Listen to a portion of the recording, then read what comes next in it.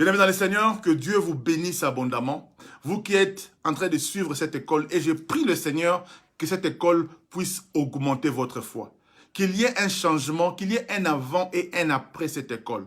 Je crois de tout mon cœur qu'au sortir de cette école, qu'au sortir de ces 30 jours de jeûne et de prière, je crois de tout mon cœur que les gens seront bénis, bénis, bénis. Il y aura des témoignages, il y aura des miracles qui vont s'opérer parce que notre Dieu est vivant. On ne peut pas parler de Dieu, l'élever tel que nous sommes en train de l'élever et que rien ne se passe. Non, non, non. Ce n'est pas le Dieu que je prêche. Le Dieu de la Bible, quand vous le levez, quand vous le glorifiez, il y a quelque chose qui se passe et je crois que quelque chose va se passer. Si tu le crois, écris-moi un bon amen pour la gloire de Dieu. Alors, j'aimerais nous inviter à lire la parole de Dieu. Ce soir, je nous propose 2 petits textes et puis un texte qui n'est pas très long, mais lisons 3 textes. Commençons d'abord par Marc chapitre 6 verset 5. Marc chapitre 6 verset 5. Marc 6 verset 5. La Bible dit, je vais commencer par le verset 4 pour une bonne compréhension. Marc 6, 4 à 5.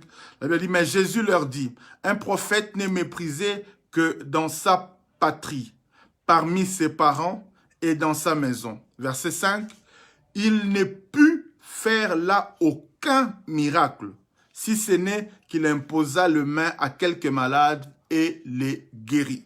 Il ne put faire là aucun miracle, si ce n'est qu'il imposa les mains à quelques malades et les guérit. Lisons aussi Luc chapitre 5, 18 à 25. C'est un texte que nous avons déjà lu, mais j'aimerais que nous puissions relire cela. Luc chapitre 5, 18 à 25. Luc chapitre 5, 18 à 25. La Bible dit, et voici les gens portant... voici des gens portant sur un lit un homme qui était paralytique, cherchaient à le faire entrer et à le placer sous ses regards, sous les regards de Jésus. Comme ils ne savaient par où l'introduire à cause de la foule, ils montèrent sur le toit et ils le descendirent par une ouverture avec son lit, au milieu de l'assemblée, devant Jésus. Ce qui m'intéresse vraiment, c'est le verset 20. Le verset 20 dit, voyant leur foi, Jésus dit, homme, tes péchés te sont pardonnés. Les scribes et le pharisien se mirent à raisonner et à dire, qui est celui-ci qui profère de blasphème? Qui peut pardonner les péchés si ce n'est Dieu seul? Jésus, connaissant leurs pensées, prit la parole et leur dit, quelle pensée avez-vous dans vos cœurs? Lequel est-il plus aisé de dire, tes péchés sont pardonnés, ou de dire, lève-toi et marche? Or, afin que vous sachiez que le Fils de l'homme a sur la terre le pouvoir de pardonner les péchés, je te l'ordonne, dit-il au paralytique, lève-toi, prends ton lit et va dans ta maison. Et à l'instant, il se leva en leur présence, prit le lit sur lequel était couché et s'en alla dans sa maison, glorifiant Dieu. Finissons par Hébreux chapitre 11, verset 6, un texte que nous connaissons, que la plupart d'entre nous, on peut même réciter sans avoir à les lire. Hébreux chapitre 11, verset 6. Hébreux chapitre 11, verset 6. La Bible dit, « Or, sans la foi, il est impossible de lui être agréable, car il faut que celui qui s'approche de Dieu croit que Dieu existe et qu'il est le rémunérateur de tous ceux qui le cherchent. » Bien-aimés dans le Seigneur, nous avons commencé à parler sur la foi. Nous avons défini la foi. Nous avions dit pourquoi est-ce que la foi était importante. Nous avons commencé à dire que celui qui avait la foi devait aussi avoir un langage. La foi a un langage, la foi a un comportement. Et nous avons aussi abordé le fait de comment recevoir la foi, comment vient la foi. Et nous avons aussi dit qu'il était important d'avoir une foi équilibrée. Parce que chacun de nous a une mesure de foi. Donc, il faut savoir agir par rapport à la mesure de ta foi. Ne copie pas l'autre.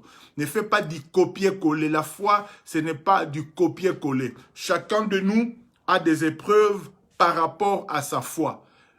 Donc, s'il y a une épreuve qui t'arrive, comprends qu'avec ma foi, je peux surmonter cette épreuve-là. Je salue ma fille Blanche, que Dieu te bénisse. À chaque épreuve correspond aussi le niveau de ta foi. Tu ne peux pas dire qu'une épreuve m'arrive, vraiment je suis dépassé. Non, non, tu ne peux pas être dépassé parce que Dieu s'assurera toujours qu'aucune épreuve ne t'arrive qui dépasse ta foi. Si une épreuve arrive, sache que tu peux surmonter cette épreuve-là. Et donc, nous avons parlé de mesures de foi. Voilà pourquoi il ne faut jamais se comparer. Mais comment est-ce que lui, il a eu un petit problème? Moi, j'ai un grand problème. Parce que Dieu sait qu'avec ta foi, tu peux surmonter ce problème-là. Il y a des gens qui veulent faire des choses parce qu'ils ont vu les autres faire. Mais est-ce que tu as la même foi qu'eux, hein? Si quelqu'un va et commence à louer une maison de 10 000 euros, mais toi, tu ne connais pas sa poche, tu ne connais pas ses ressources. Il ne faut pas, toi aussi, aller commencer à chercher à avoir une maison de 10 000 euros. Tu ne connais pas sa foi, tu ne connais pas comment est-ce qu'il est arrivé à ces niveaux-là. Il y a des églises, par exemple, qui payent des loyers de 4 000, 5 000 euros par mois. Et toi, qui viens, par exemple, à peine de commencer le ministère, ne cherche pas aussi à aller t'endetter, prendre des loyers de 4 000. Non, il faut aller mollo, mollo. Il y a certaines choses, tu les vois aujourd'hui, mais ça n'a pas commencé aujourd'hui. Donc, il y a des choses que nous devons faire aussi par rapport à notre foi. J'aimerais que dans cette école de foi, que personne prenne des risques inconsidérés. Non, il faut prendre des risques calculés chacun par rapport à la foi ou à ton niveau de foi. Si tu es convaincu, par exemple, et je l'ai dit, de ne pas prendre des médicaments pour ceci ou pour cela, il y a un processus. Il ne faut pas brûler les étapes. Hein? C'est-à-dire, plus tu comprends Dieu, plus tu es en relation avec le Seigneur, plus tu comprends les Écritures, plus tu as la révélation de Dieu, c'est alors que tu peux aussi poser certains pas de la foi. La foi commence ou s'exerce quand la volonté de Dieu est connue, quand la volonté de Dieu est révélée. Quand tu comprends, ça c'est la volonté de Dieu, c'est ce que Dieu veut dans ma vie, alors je place ma confiance et je reste ferme.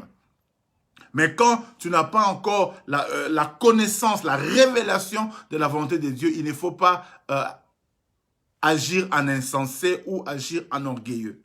Et donc hier, nous avons commencé à parler sur le fait que la foi n'était pas seulement un langage, la foi n'était pas seulement un comportement, mais nous avons aussi dit que la foi se voyait. Celui qui a la foi, ça se voit. Quand tu as la foi, on le remarque. Quand tu as la foi, on se voit. Pardon, on le voit. La Bible nous parle dans l'histoire que nous avons lue tout à l'heure de 4 jeunes gens qui avaient un ami qui était malade. Il était paralytique. Il ne pouvait pas marcher de lui-même. Donc, ils étaient obligés de le transporter et ils ont fait une civière où ils l'ont placé et ils étaient en train de l'amener pour l'amener à Jésus. Ces amis-là croyaient que s'ils pouvaient placer le malade devant Jésus, Jésus allait le guérir. Mais quand ils sont arrivés, la Bible déclare qu'il y avait une telle foule devant l'entrée où Jésus était, dans la maison où Jésus était, ils ne pouvaient pas entrer. Alors, qu'est-ce qu'ils ont fait? La Bible a dit, ils sont montés par le toit et ils ont trouvé une ouverture. Si c'est eux qui l'ont cassé, si c'est eux qui ont percé l'ouverture, je ne sais pas vous dire, mais en tout cas, ils ont trouvé une ouverture. Et la Bible déclare, ils ont jeté le paralytique avec son lit juste devant Jésus. C'est-à-dire, le type est tombé au milieu de cette grande foule-là. Et la Bible déclare, et c'est ce que j'aime, Jésus voyant leur foi. C'est-à-dire, par rapport à ce qu'ils ont fait, Jésus-Christ a vu leur foi. Hier, je vous ai dit que la foi se voyait. Mais la foi se voit comment? La foi se voit par rapport aux actes que nous posons. Au fait, aussi longtemps que les gars venaient, ils avaient la foi. Ils ont trouvé la foule, ils avaient la foi. Ils sont montés au toit, ils avaient la foi. Mais Jésus n'avait pas vu ça. Mais quand ils ont jeté les paralytiques sur de toit jusque dans la foule et il est tombé devant Jésus, la Bible déclare Jésus a vu leur foi. Parce que Jésus a vu tous les sacrifices qu'ils ont faits. Jésus a vu tous les risques qu'ils ont pris.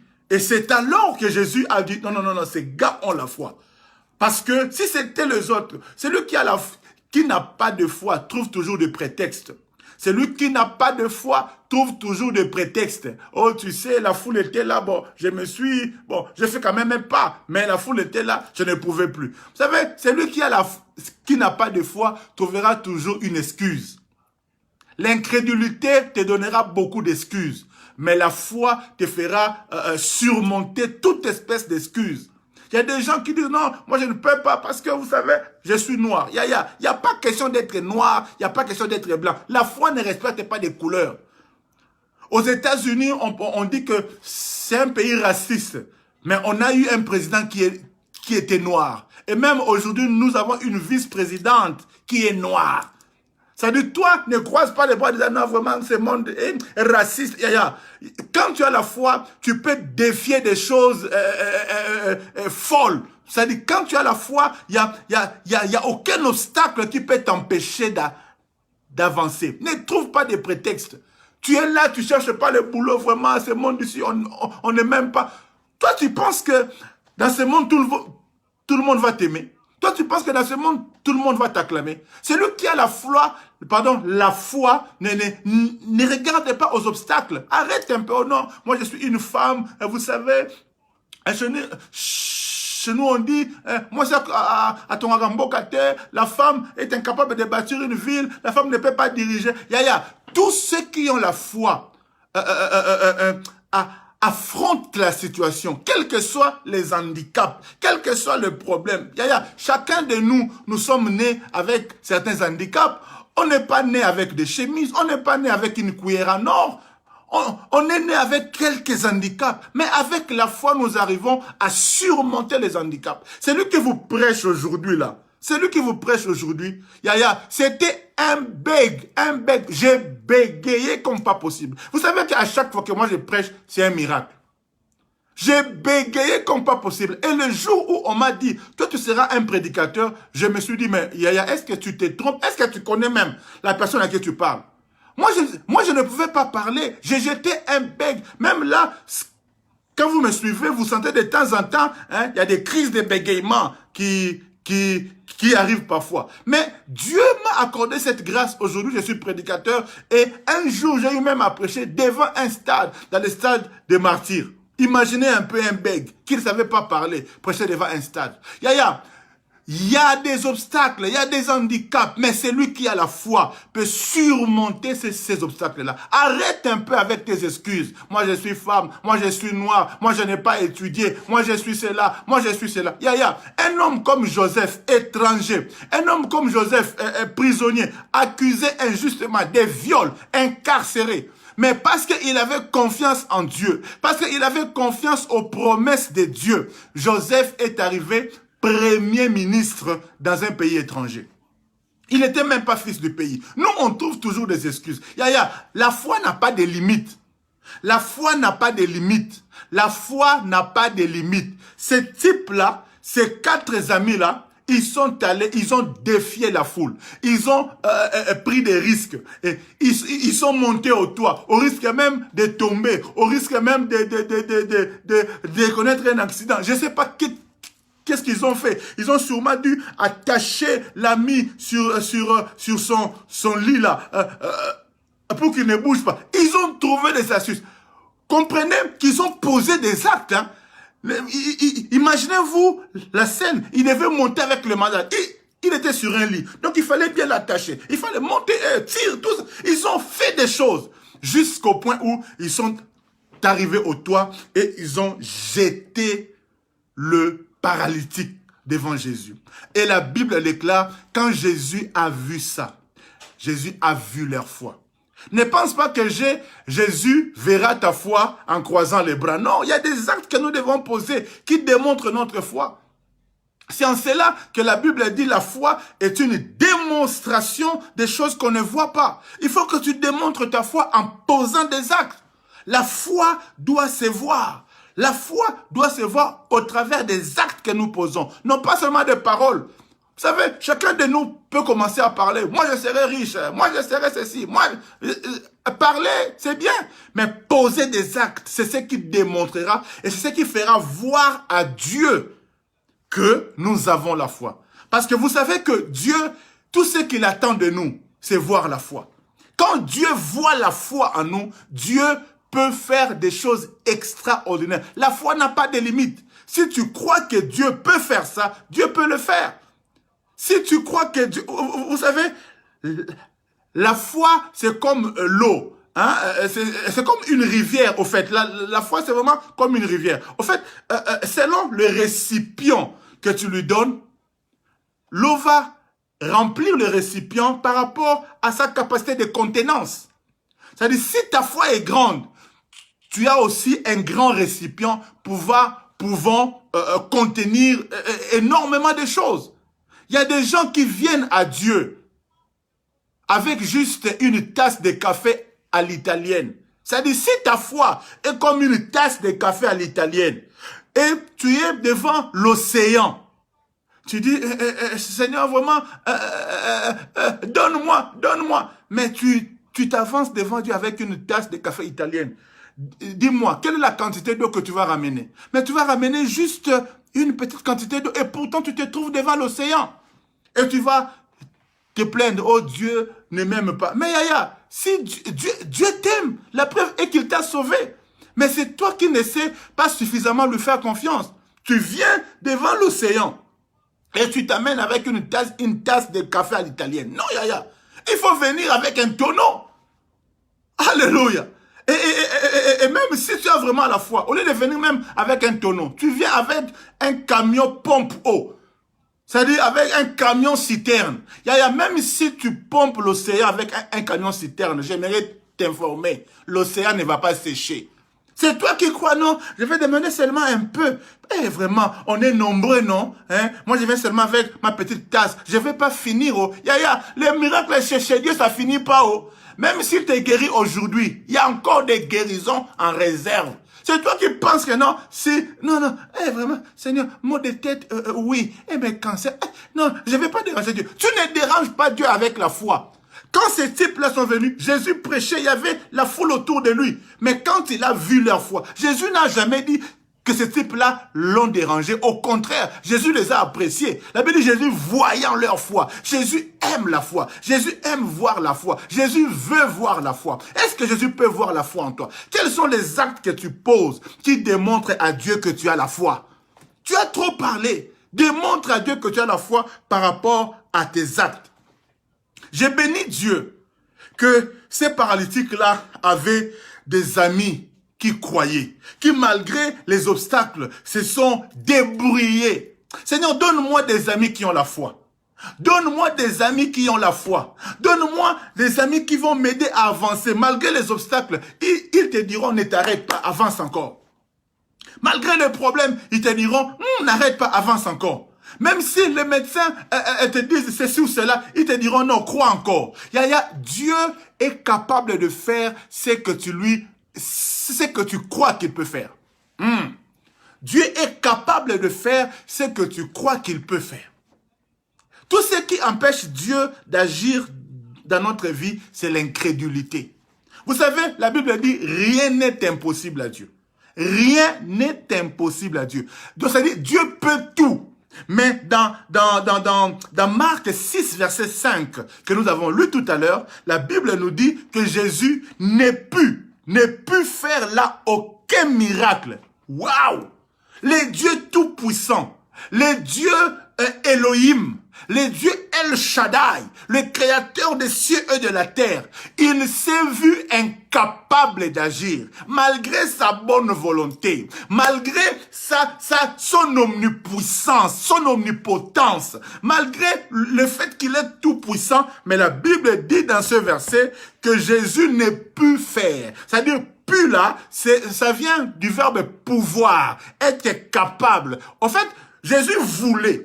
Il avait la volonté, il désirait, il était venu avec l'intention de faire quelque chose. Mais il s'est vu dans l'incapacité, il n'est pu faire. Pourquoi? Parce que les gens étaient incrédules, les gens ne croyaient pas. Yaya, si tu ne crois pas, si tu développes l'incrédulité en toi, tu rends Dieu incapable d'intervenir dans ta situation. Parce que ce qui permet à Dieu d'agir dans ta vie, c'est ta foi. Dieu doit voir que tu lui fais confiance. Et ce n'est pas seulement en parole, hein, mais c'est dans les actes que nous posons. C'est dans les actes. Ces gens-là ont démontré à Jésus que nous avons confiance. Que si notre ami te voit, il sera guéri. Et ils ont bravé les obstacles. Ils ont bravé la foule. Ils sont montés par le toit. Et quand Jésus a vu les sacrifices qu'ils ont fait, c'est alors que Jésus a dit, ces types ont la foi. Jésus a vu leur foi. Est-ce que Jésus peut voir ta foi? Quels sont les actes que tu poses qui démontrent que tu as la foi? Yaya, tu dois expérimenter Dieu, Yaya. Tu dois expérimenter Dieu. Pose des actes qui démontrent à Dieu que tu as la foi.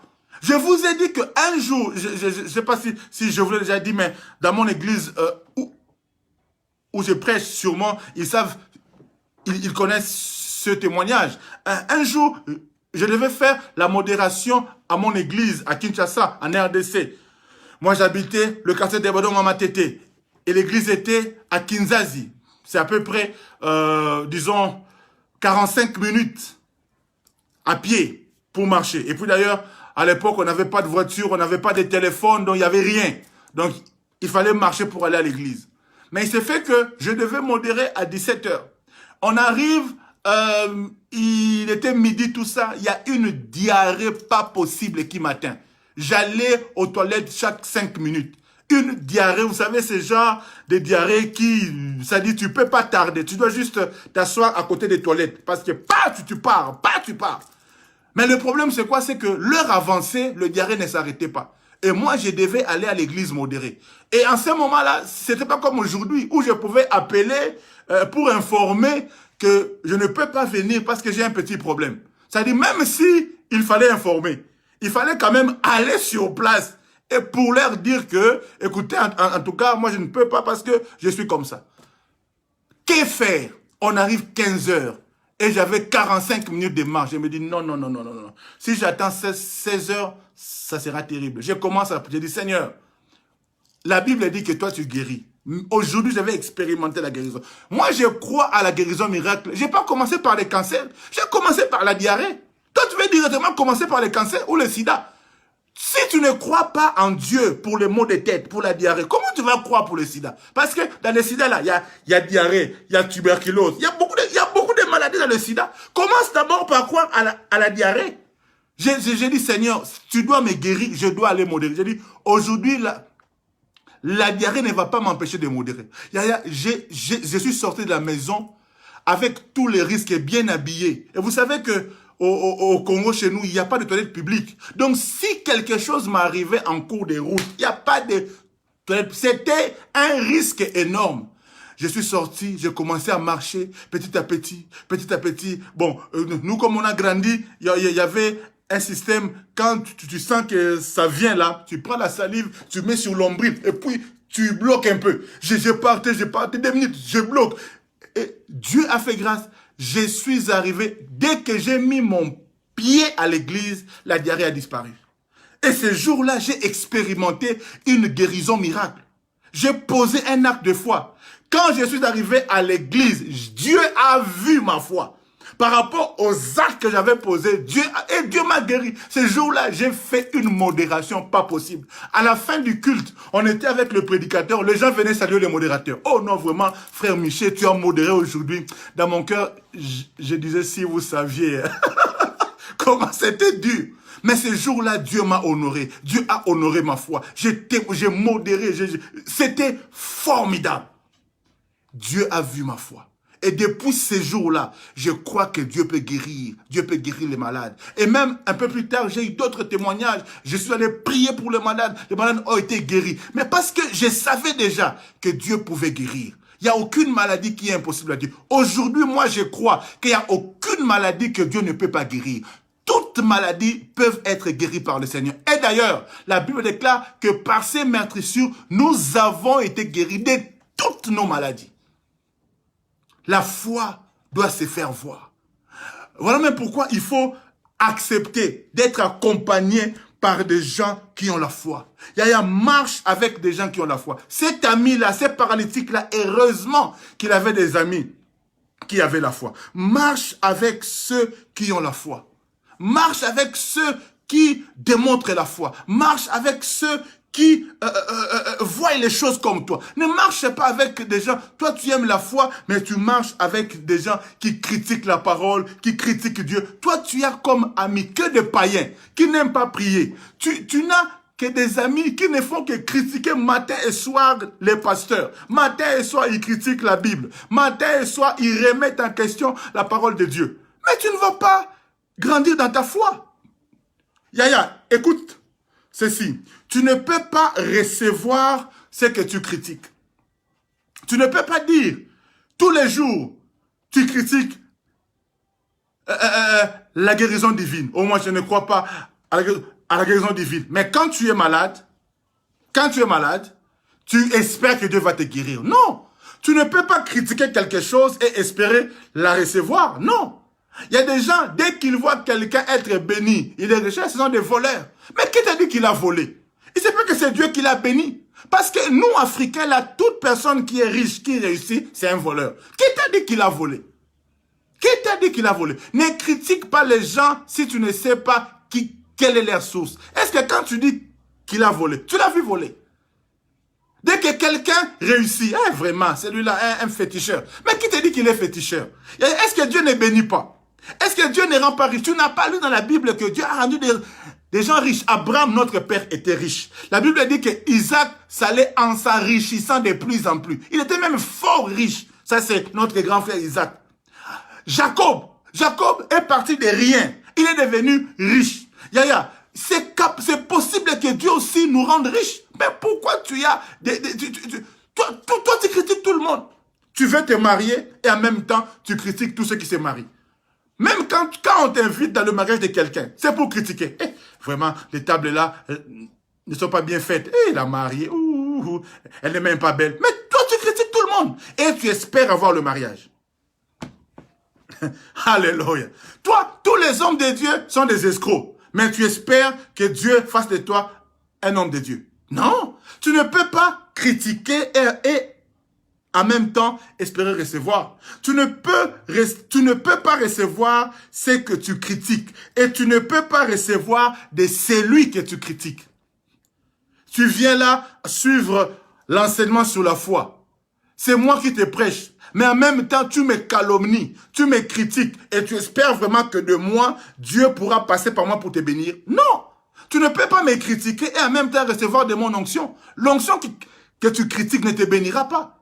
Si mon onction, tu la critiques vraiment, ce pasteur-là vraiment, son visage ne me plaît pas, son pasteur-là vraiment, mais toi tu me critiques à tout moment et tu espères aussi que Dieu te bénisse par moi. Non, Yaya, tu ne peux pas recevoir de quelqu'un que tu critiques.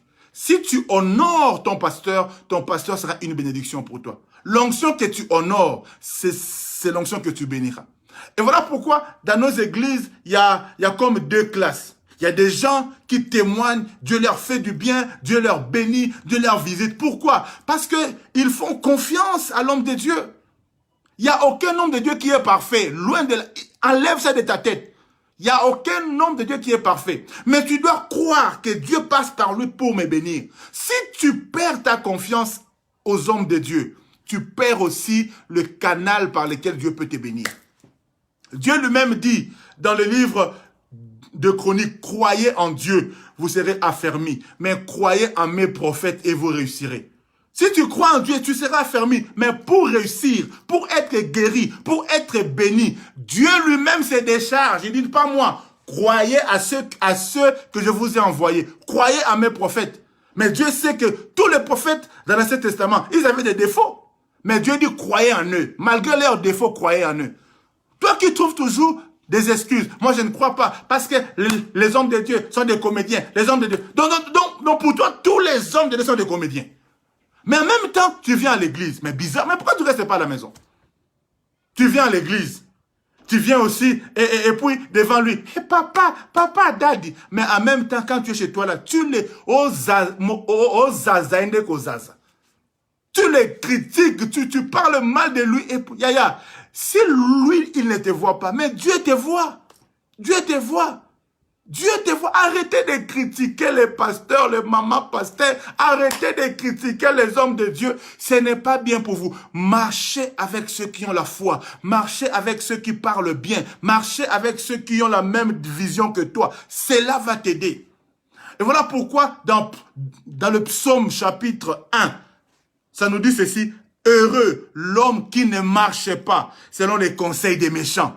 Heureux l'homme qui ne marche pas selon les conseils des méchants, qui ne s'arrête pas sur la voie des pécheurs et qui ne s'assied pas en compagnie de moqueurs. Toi, tu t'es dit avoir la foi, mais tu marches toujours avec des gens qui se moquent des pasteurs, qui se moquent des choses de Dieu. Quand tu parles de miracles, ils te disent, oh, mais tu es un bigot, mais tu es un malade, mais toi, tu crois en ces choses. Et voilà comment le moqueur, il parle. Toi, tu crois en ces choses. Toi vraiment, tu penses que si quelqu'un t'impose seulement la main, tu seras guéri. Mais comment tu peux croire en ces choses? Ils appellent ça ces choses, en le minimisant, en les critiquant. Et toi, tu trouves que des gens que tu dois fréquenter, ce sont ceux-là. Mais ils vont détruire ta foi. Ils vont détruire ta foi. Il faut marcher avec les gens qui croient en ce que tu crois. Tes amis doivent être ceux qui partagent ta même foi. Tes amis, ceux que tu fréquentes, doivent être ceux qui croient au Dieu que tu sers. Et voilà même pourquoi la Bible, en parlant du mariage, ils nous interdisent d'aller nous mettre sous les jougs étrangers. Toi, tu vas te marier avec quelqu'un qui n'a pas la même foi que toi. Vous aurez des problèmes. Vous aurez des problèmes. Quand l'enfant sera malade, lui te dira, allons chez voir le marabout. Toi, tu diras quoi? Non, prions. Il te dit, quoi? Toi, tu crois vraiment, prier? Qu'est-ce que tu vas faire? Allons voir le marabout. Allons voir les sorciers. Parce que vous n'avez pas la même foi. Il faut marcher avec des gens avec qui vous avez la même foi. Vous savez que la foi agit comme un aimant. La foi agit comme un aimant. Yaya, vous savez, dans le ciel, il y a tout ce qu'il nous faut. Dis un peu après moi là. La foi agit comme un aimant. Vas-y. Répète encore. La foi agit comme un aimant. Dans le ciel, il y a tout. La Bible déclare dans Éphésiens, je pense, au chapitre 3, que Dieu nous a bénis de toutes sortes de bénédictions. J'ai dit de toutes sortes de bénédictions. Ça dit mariage, santé, prospérité, finance. Mets-moi ta bénédiction que tu fais dans la bouche. Mets-moi ça dans ta bouche. Mets-moi ça dans ma bouche là. Je vais le dire. Mets-moi ça. C'est quoi? C'est quoi? Guérison. Il y a guérison. Il y a quoi encore? Dis-moi, il y a quoi encore? Mariage, il y a mariage. Il y a quoi encore? Véhicule, il y a véhicule. Il y a quoi encore? Stabilité, il y a stabilité. Il y a quoi encore? Dis-moi. Aide-moi. Donne-moi ce que tu attends. C'est quoi? Tout ce que tu veux là, ça y est dans le ciel. Tout ce que tu attends. Dieu, il nous a bénis de toutes sortes de bébés. Les enfants, oui. Les enfants, ils sont là. Il y a plein de bébés qui circulent là. Ils cherchent des ventres ou descendre. Les bébés sont là en train de jouer dans le ciel. Ils crient, ils marchent là, ils jouent, ils courent. Dieu cherche dans quel ventre ces bébés-là vont descendre. Ils cherchent. Mais en fait, les bébés qui sont là, ils attendent une femme qui a la foi. Dieu cherche la stabilité, maman. Tout ça, il y en a là. Tout ce qui nous intéresse, pour attirer ça, c'est l'aimant. L'aimant va attirer. C'est-à-dire, si dans ton ventre, on peut trouver la foi, si dans ton ventre il y a la foi, tu vas attirer un bébé. Et si même ta foi est grande, parce que vous savez que plus l'aimant est grand, plus ça peut attirer beaucoup de choses. Hein. Tu ne peux pas prétendre attirer une grande chose avec un petit aimant. Si tu mets un petit aimant, hein, dans le principe du magnétisme, si tu mets un petit aimant, ça ne peut pas attirer un gros véhicule. Non. Si tu veux attirer un gros véhicule, il faut aussi prendre un aimant qui est grand. Et puis, ce que j'aime, c'est quoi? C'est que un aimant, on peut augmenter sa capacité. Il est possible de remagnétiser un aimant avec un aimant dont la force est plus grande. Quand tu prends un aimant qui est démagnétisé, qui n'attire plus, si tu le mets en contact avec un aimant plus grand, hein, ça va influencer, ça va le remagnétiser. Quand tu prends un aimant dont la force est plus grande, comme les puissants aimants néodymes, hein, qui sont faits des néodymes, de fer et de bore. Ça, c'est la science. On nous dit que quand tu mets des gros aimants comme ça, ça peut remagnétiser les petits aimants. Voilà pourquoi c'est important de marcher avec des gens qui ont la foi, qui peuvent contaminer ta foi. Parce que si tu as un aimant fort, tout ce que tu cherches, tu vas les attirer. La foi, c'est un aimant qui attire les bénédictions qui sont dans le ciel et les ramène sur la terre. Tu veux avoir la richesse, tu veux avoir les enfants. Si tu as un gros aimant, tu peux même attirer deux du coup. Tu attires des enfants directement, paf, tu deviens la maman des jumeaux. Quelle est ta foi? Maintenant, toi, ton problème, tu as un petit aimant comme ça. Mais tu veux que Dieu te donne triplé. Mais toi, tu vas recevoir chat. Avec ton aimant. Toi, tu vas attirer le chat. Avec ton petit aimant là. Toi, tu vas attirer souris. Le chat même, c'est gros. Tu dois augmenter ta foi. Et tu me diras, mais papa, comment augmenter mon magnétisme? Comment augmenter la force de mon aimant? C'est justement en étant collé avec des gens qui ont la force d'aimant plus fort. Marche avec des gens qui ont la foi. Lis la parole de Dieu. Écoute des témoignages des gens qui ont expérimenté la foi. C'est-à-dire, plus tu t'attaches à ceux qui ont la foi, plus tu t'attaches avec des gens qui ont expérimenté Dieu, plus ta foi va augmenter. Arrête un peu de marcher avec des gens qui critiquent à tout moment les pasteurs. Ça détruit ta foi. Tu viens à l'église, on te prêche. Dès que tu sors, tu commences à critiquer les pasteurs. Tu commences... Non, écoute, quand quelqu'un vient et commence à t'amener à critiquer ton pasteur, fouille cet ami-là. C'est un sorcier. Quelqu'un qui vient à l'église... et qui te pousse après à commencer à critiquer ton pasteur, c'est un sorcier. C'est un sorcier. Yaya, s'il n'est pas sorcier, c'est qu'il est un aide de camp. Aide camp de sorciers. C'est-à-dire, il les aide il tient leurs habits. Quand eux, ils s'envolent, lui, il reste pour surveiller leurs habits. En tout cas, il n'est pas loin de la sorcellerie. Comment tu peux venir à l'église, on te prêche, puis tu dis Amen. Mais quand vous sortez, vous vous mettez là en comité de critique des pasteurs. Non, mais ce n'est pas possible. Marche avec des gens qui peuvent t'aider. Et même quand il y a des problèmes, ils vont te dire ne t'en fais pas, on va prier. Toi, tu marches avec des gens, dès qu'il y a un problème, c'est fini. Toi, tu es fini. Commence à faire ton testament. Hey! Moi, je ne fais pas testament. Non, moi je ne fais pas testament. Non. Quand il y a un problème, je marche avec des gens qui croient qu'avec Dieu c'est possible. Ces paralytiques-là, heureusement qu'il avait des amis. Et la Bible déclare, ses amis ont percé les difficultés. Ils ont percé les difficultés, ils sont allés jusqu'à arriver devant Jésus. Et quand ils sont arrivés là, la Bible déclare, my goodness, Dieu a vu la foi. Vous savez, quand Dieu voit ta foi, Dieu lui-même commence à danser. Quand Dieu voit ta foi, Dieu commence lui-même c'est-à-dire, Dieu est content. Parce qu'il sent que le magasin est trop plein. Dieu veut libérer les choses. Dieu n'a rien à faire avec les guérisons. Dieu n'est jamais malade.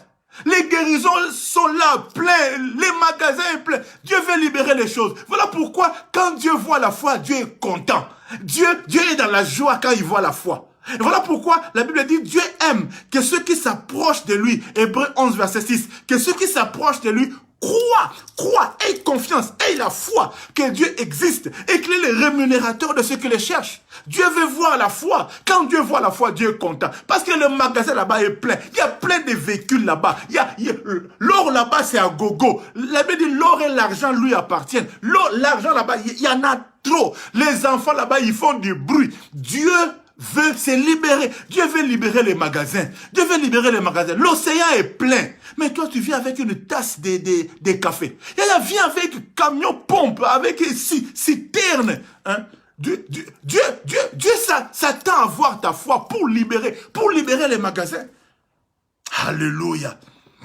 J'ai prié Dieu qu'avant la fin de cette année, que le magasin de Dieu commence à... Vous savez, quand ça sort, un autre arrive. Quand ça sort, un autre. Liquidation de miracles. Maman Nangaye.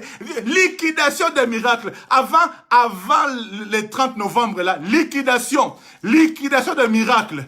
Liquidation. Dieu veut liquider. Dieu veut libérer les magasins, Yaya. Quelle est ta foi? Quelle est ta foi?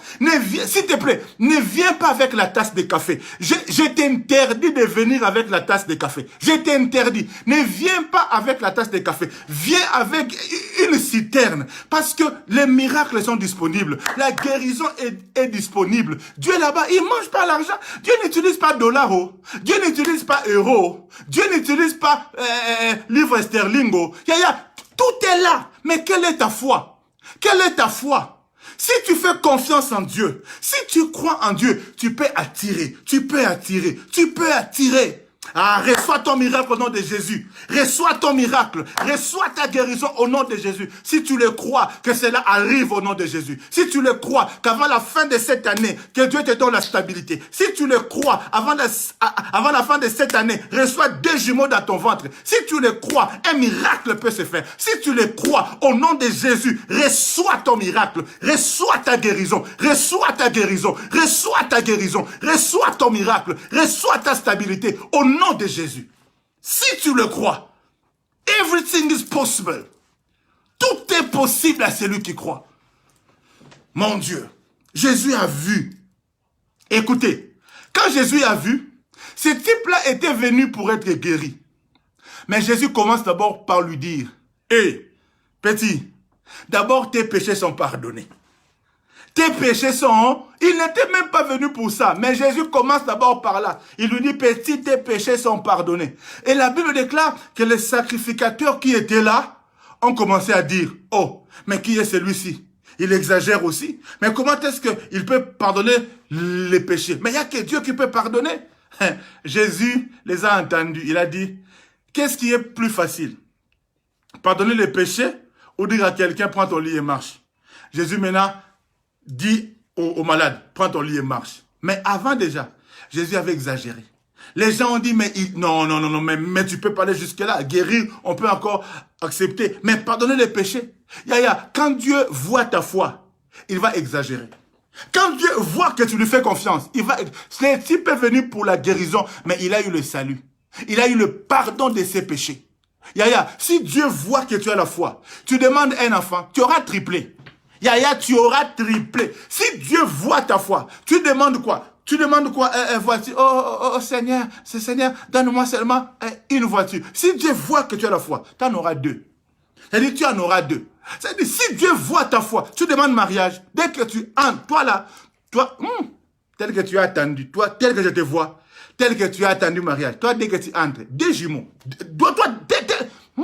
Toi, tu as trop attendu. Dès que tu entres, 3 jumeaux directement. Si Dieu voit ta foi, il va exagérer. Les gens vont parler. Mais comment aussi? Mais elle aussi, hein, elle s'est à peine mariée seulement. Elle met les enfants au monde chaque année. Dieu va exagérer. S'ils vont parler, ils n'ont qu'à parler. Dieu va exagérer. Ah, mais lui aussi, comment est-ce qu'il peut changer des statuts comme ça, hein? Du coup, Dieu bénit lentement, lentement. Mais comment est-ce que lui, il peut devenir du coup millionnaire? Si tu as la foi, Dieu peut exagérer. Dieu a exagéré avec Joseph. Ata binomoko, ata vous-même, même vous-même. De la prison à la primature. Mais il pouvait quand même quitter prison, chef de prison, libre, travailler au ministère de l'Intérieur, comme chef de service, après ministre, après peut-être premier ministre. Mais Dieu a brûlé les étapes. Quand tu as la foi, quand tu fais confiance en Dieu, Dieu va brûler les étapes. Je prie le Seigneur que Dieu brûle les étapes pour toi. Je prie le Seigneur que Dieu brûle les étapes pour toi. Je prie le Seigneur que Dieu brûle les étapes pour toi. Toi là, il y aura fiançailles, c'est-à-dire rencontre, fiançailles, mariage en 3 mois. Est-ce que je prie? Est-ce que je parle à quelqu'un? Dis-moi un amen bien si tu le crois. C'est-à-dire, en 3 mois, il y aura des choses qui vont se faire. Rencontre. C'est pourquoi je dis déjà à quelqu'un, quand tu vas rencontrer là, ne fais pas des hésitations de pambala pambala là. Oh, je vais d'abord réfléchir. Oh, on n'a plus le temps. On est dans le temps de la vitesse divine. On est dans le temps de rattrapage. Le corona là nous a fait perdre beaucoup de temps. On doit les rattraper. Toi là, c'est-à-dire, vite, vite, vite. Est-ce que je parle à quelqu'un? Vite, vite, vite. C'est-à-dire, toi là, ça dit, dès que l'enfant paf, 3 mois, il y a un caca, tu continues. Dès que l'enfant vient, 3 mois après, il y a un caca, un autre enfant, pas une autre grossesse. Même si les gens vont parler, qu'ils parlent, c'est pas un problème. Toi, tu es, il y a un caca, il y a un caca. C'est-à-dire, si l'enfant vient, 3 mois, allez, tiens, on continue. Remplissez la terre, allez. Dieu lui-même va prendre charge de ces enfants-là. Alléluia. Dieu lui-même va... Il y aura une vite. Tu as trop attendu. On s'est moqué de toi. Oh, toi, tu ne peux pas concevoir. Oh, toi, c'est... Je déclare que le miracle, que ta foi amène des miracles exagérés au nom de Jésus. Que Dieu t'amène dans une foi d'exagération. Que Dieu t'amène dans des miracles exagérés, exagérés, exagérés. Écoute-moi très bien. Que Dieu voie ta foi. Si tu attends quelque chose de Dieu, fais-lui voir que tu lui fais confiance. Vous savez, il y a des gens, parler c'est bien, mais agir c'est mieux. Il y a des gens, même pour donner la dîme, ils n'aiment pas donner la dîme, mais il dit, oh Seigneur, bénis-moi, je vais être millionnaire. Mais toi, tu veux être millionnaire, mais quand Dieu t'essaye avec 100 euros, toi, tu vois donner la dîme de 10 euros, c'est beaucoup. Toi, là, donner à l'église 10 euros, tu vois que c'est beaucoup. Et tu dis, j'ai la foi. Mais comment est-ce que Dieu va voir que tu as la foi? La Bible dit, c'est lui qui est fidèle dans de petites choses. Il sera aussi fidèle dans de grandes choses. Si tu es incapable de donner dîme de 100 euros, tu gagnes 1000 euros. Tu es incapable de payer la dîme de 100 euros. Toi, tu penses que 100 euros, c'est trop. Ah! 100 euros? Que je donne à Dieu 100 euros, mais c'est trop. Les pasteurs vont s'enrichir. Vraiment, toi, tu vas m'enrichir avec 100 euros. Même si je suis pauvre. Vraiment, tu penses avec 100 euros que tu donnes, tu vas m'enrichir. Si tu ne crois pas en Dieu pour 100 euros, et en même temps tu pries, Seigneur, donne-moi 1 million. Dieu dit, non, pardon. Alléluia, pardon. Si tu n'es pas fidèle dans des petits... Vous savez, le fait de donner la dîme, c'est une démonstration que nous faisons confiance en Dieu. Seigneur, je gagne 1000 euros, 100 euros c'est pour toi. Mais je crois que même avec 900 euros, je vais bien vivre. Dieu voit ta foi. Dieu voit ta foi. Toi, tu crois que c'est les 1000 euros pour toi, c'est l'alpha et l'oméga. C'est l'alpha et l'oméga. Et tu verras, toi qui ne payes pas ta dîme, avec le 1000 euros là, tu donnes 200 pour la santé de maman qui est malade. 300 voitures est en panne. Tu perds. Mais c'est lui qui... Avec 1000 euros, il prend 100 euros. Il donne à Dieu comme dîme. Avec le 900 euros, Dieu fait en sorte que tous les problèmes, c'est loin de lui. Loin de lui, les pannes de véhicules. Loin de lui, les enfants ont cassé la télé. Loin de lui. C'est-à-dire, avec 900, il vit même bien que toi, avec les 1000 euros là que tu as gardés. Et en même temps, tu viens, Seigneur, Pambolanga, Seigneur, bénis-moi. Seigneur, moi, je vais être millionnaire. Et quand même, le pasteur dit, sois millionnaire. Tu dis, Amen. Toi, c'est pas Amen. Toi, c'est des amen. Ça dit D et S, amen. Toi c'est pas amen. Toi, c'est le contraire même d'amen. Ça ne va pas arriver. Je vais te dire clairement, ça ne va pas arriver. Démontre Dieu, que Dieu voie ta foi par tes actes. Si avec 1000, tu démontres à Dieu que Dieu va t'amener à 10 000. Et quand tu commences à donner, quand tu commences à recevoir 10 000, tu prends 1000, tu donnes comme dîme. Dieu dit, ok, il est fidèle. Dieu voit ta foi. Il t'amène à 100 000. Et quand tu arrives à 100 000, tu commences à donner 10 000 des dîmes à l'église. Regarde-moi, tu vois, toi, incrédule. D'ailleurs, tu es en train de dire, moi donner 10 000 à l'église, c'est beaucoup. Ah, maintenant, toi, tu penses que 10 000, c'est beaucoup. Et tu espères vraiment que Dieu va te donner 100 000.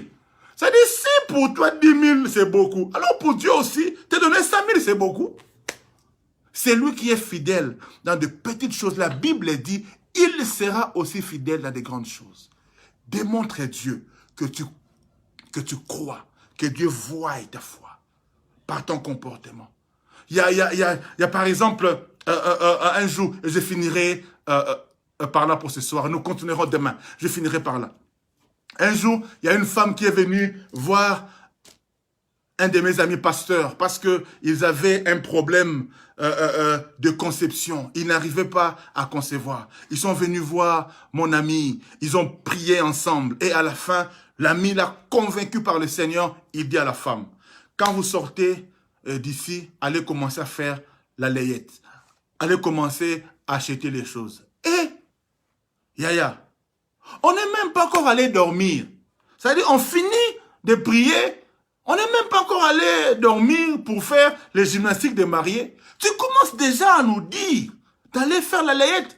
Il dit, allez faire ça. C'est-à-dire, je n'ai même pas encore jeté la salive. Je n'ai encore rien vu. Mais l'homme de Dieu leur dit, allez faire la layette. C'est là où Dieu verra ta foi. Il y a des actes que nous devons poser parfois, qui démontrent que nous avons la foi. Yaya, ce couple-là, ils sont partis, ils sont en Hollande. Ils sont partis. Ils ont commencé à faire la layette. Vous savez maintenant, vous savez, les critiques, non. Les gens qui savent que vous n'avez pas d'enfant. Ils entrent chez vous comme ça, ils voient un carton de poussette. Et, vous savez, vraiment, les gens sont des comédiens. Ils n'ont pas d'enfant. Celle-là, elle est stérile. Mais on voit, elle a acheté une poussette. Vraiment. Elle va transporter moi la poupée, elle va transporter une poupée ou quoi. Ils vont vous critiquer, mais tu t'en fous. Ils ont acheté poussette, ils ont acheté bassine, ils commencent à acheter des couches. Yaya. Quand Dieu a vu leur foi, ce couple-là a eu un enfant qu'ils ont appelé Samuel. Et aujourd'hui, ils ont au moins 3 enfants. Dieu les a bénis. Yaya, nous devons poser des actes qui montrent à Dieu que nous avons la foi. Que le Seigneur nous bénisse. C'était l'école de la foi. Que le Seigneur nous bénisse abondamment. J'ai prié le Seigneur que quelque chose se passe dans ton cœur. Que l'esprit de foi, en écoutant ce message, que l'esprit de foi entre en toi au nom de Jésus. Et que cela produise un miracle. Et que cela produise un miracle. Et que cela amène une guérison au nom de Jésus-Christ. Bien-aimés dans le Seigneur, nous continuons cette école de la foi chaque soir, de 19h à 20h. Connectons-nous. Connectons-nous. Demain, nous allons prier. Je vais enseigner un peu pour finir cette partie. Et puis, nous allons prier. Il faut que ton aimant, c'est-à-dire prépare ton cœur. Il faut que l'aimant qui est en toi, la foi qui est en toi, attire des miracles. Demain, on va attirer. Demain, il y a liquidation. Informer les gens, demain, il y a liquidation. Il y a des guérisons en liquidation. Il y a des stabilités, des papiers, tout en liquidation. Tout ce que tu as, tout ce dont Dieu a besoin de voir, c'est ta foi, ta confiance. Nous venons devant l'océan. Qu'est-ce que tu apportes? Un verre? Une citerne? Kintangala? Qu'est-ce que toi tu apportes? Une cruche? Qu'est-ce que toi tu apportes? Mbidika? Qu'est-ce que toi tu apportes? Ce que tu apporteras demain, par la foi, Dieu va les remplir. Que le Seigneur nous bénisse.